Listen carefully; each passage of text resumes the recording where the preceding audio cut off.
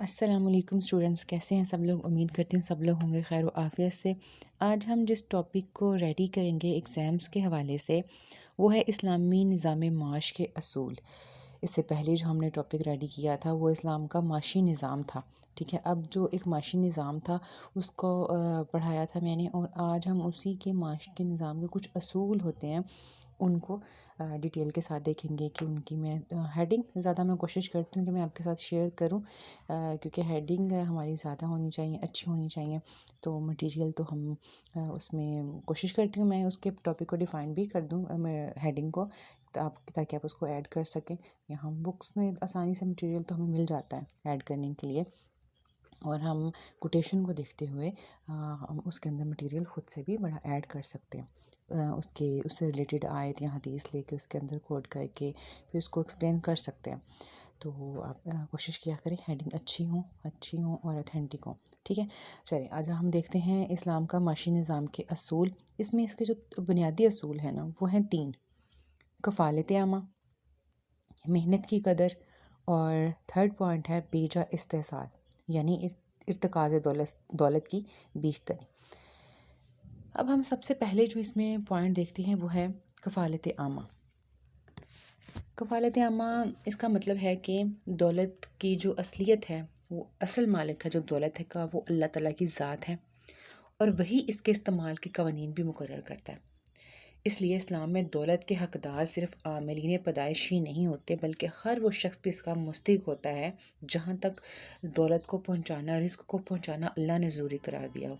लिहाजा माशरे में फ़ुकरा, मसाकीन, नादर, बेकस अफराद बहुत से ऐसे होते हैं जो इसके हकदार होते हैं। कुरान मजीद में भी इसके रिलेटेड सूरत मारिज की आयत है, वो आप इसके अंदर कोड कर सकते हैं। वल्लज़ीना फ़ी अम्वालिहिम हक़्क़ुम मालूम, इसका जो तर्जमा है वो आपसे शेयर कर देती हूँ मैं। सवाली और बेसवाली का, और जो रोज़े जज़ा को बरहक मानते हैं, यानी इनका इसमें हिस्सा। अब इसमें आ जाते हैं ज़ुकात, उशर, कफ़ारात, सदका, फ़ितर और विरासत। इस तरह की इसमें ये सारी चीज़ें आ जाती हैं जो कि कफ़ालत आमा के पॉइंट के अंदर आप इसको कोड कर सकते हैं, ऐड कर सकते हैं।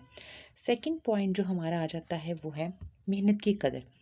इस्लामी माशियत की दूसरी जो खसूसियत है वो मेहनत की कदरदानी है। इस्लाम मेहनत और मशक्क़त को तो वेस्टली पसंद करता है, और कस्बे जो माश का है वो हलाल ज़रिए से करने की तलाश करने की तरगीब देता है कि जो उसका कस्बे माश है वो हलाल हो।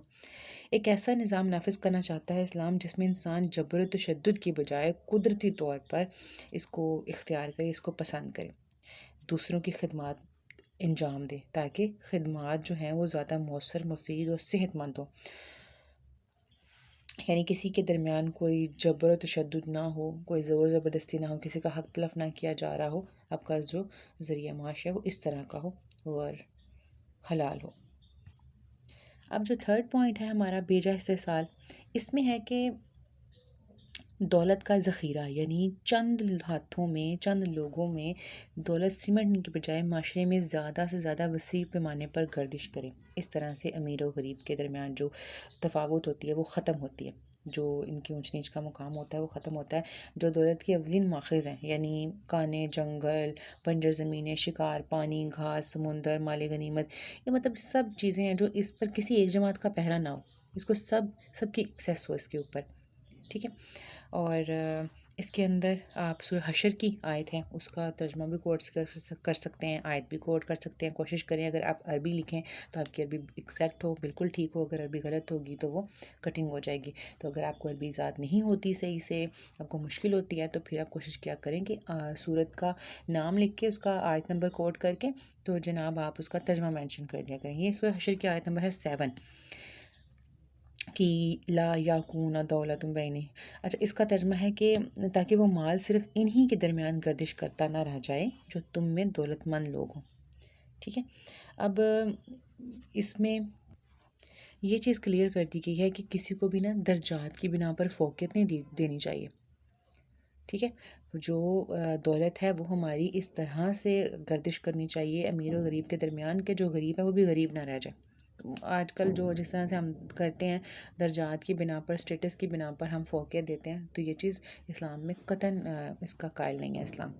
ठीक है, अब अगला पॉइंट जो आपसे मैं शेयर कर रही हूँ वो इसमें इसके दीगर असूल आ जाएंगे। इस्लामी निज़ाम मस्जिद के दीगर असूल का पॉइंट आप ऊपर है मेन हेडिंग देंगे।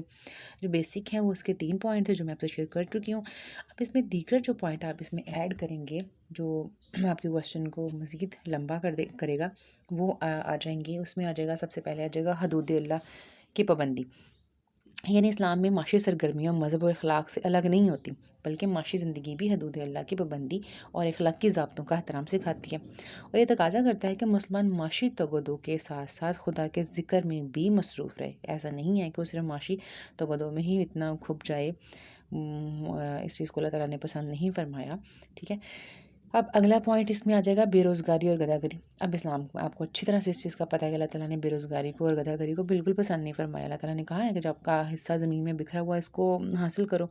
अब हिस्सा ज़मीन में बिखरा हुआ जो हासिल करना वो किस तरह? अब मेहनत करके अपने हिस्से का जद्दोजहद करके जो उसको है हसूल जो माशा अपना हलाल तरीके से उसको इख्तियार करना, उसके लिए आपने मेहनत करनी है ताकि आप अपना रिस्क बेहतर तरीके से कमा सकें। फिर अगला पॉइंट जो आ जाएगा इसके अंदर वो होगा हलाल और हराम की तमीज़। जो इसके इस्लाम पैदावार में इजाफ़े और माशी फ़रोग के साथ साथ हलाल और हराम की तमीज़ को भी लाजम ठहराता है। इस्लाम ज़रिए आमद पर ज़रिए आमद जो है इस पर बहुत कड़ी शराइत आयद करता है कि इसे जायज़ ज़रिए से हासिल किया जाए और हर जो नफ़ा हराम ज़रिए से हासिल होगा वो रोज़े की आग की तरफ ले जाएगा। अब इसके बारे में तो क्लियर कहा गया है कि हलाल रिस्क कमाओ, हराम की तरफ मत जाओ। तो इसलिए आपने इस चीज़ को भी फोकस करना है। अगला पॉइंट आ जाएगा इसके अंदर, चौथा पॉइंट आएगा वो हुर्मत सूद। अब सूद की तो हुर्मत इस्लाम में बिल्कुल है। इसके बारे में आपको बहुत सी आयात मिल जाएंगी, आसानी से कोट कर सकेंगे। इसके मामले में इस्लाम सूद की हुर्मत पर बहुत जोर देता है, उसे हर मुश्किल में हराम करा देता है। मतलब कोई भी मुश्किल हो उसमें भी सूद आपके ऊपर हराम ही है। सूद की माना सिर्फ इखलाकी बुनियादों पर ही नहीं बल्कि इसके माशी, मशरती और सियासी नताज की भी बेहद ख़तरनाक एक सूरत बन जाती है। सूद की बुनियाद जो होती है वो जुल्म पर होती है। ज़ाहिर है किसी पे जुल्म ही हो रहा होता है तो सूद उस पर लिया जा रहा है। अब एक गरीब बंदा है उससे इस ग्राम का सूद लिया जाएगा तो उस पर जुल्म ही किया जाएगा और क्या होगा।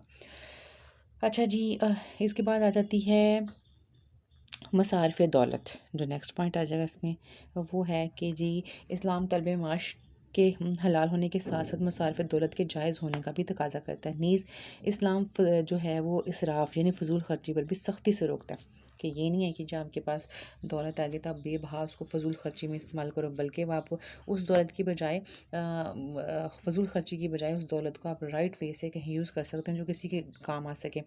ठीक है। अब इसके बाद पॉइंट जो ऐड कर सकते हैं आप वो इर्तिकाज़ दौलत भी ऐड कर सकते हैं इसके अंदर पॉइंट। वो बाद में इर्तिकाज़ दौलत की पहले भी शेयर कर चुकी हूँ कि इसके इस्लाम सख्ती से मना करता है कि दौलत कभी भी एक हाथ में सिमट के ना रह जाए, बल्कि दौलत जो है वो गर्दिश करे अमीर से गरीब की तरफ। अब उसके ज़रिए हैं कौन कौन से ज़रिए हैं वो ज़कात, सदक़ात, खैरात, फ़ी सबिलिल्लाह, विरासत, इस तरह की तमाम चीज़ें जिनके बारे में इस्लाम ने तरगीब दिया कि इनके ज़रिए दौलत की गर्दिश को तेज़ बनाया जाए ताकि कोई भी गरीब ना रहे। अब आगे जो आ जाती है वो है खुदा की मलकियत।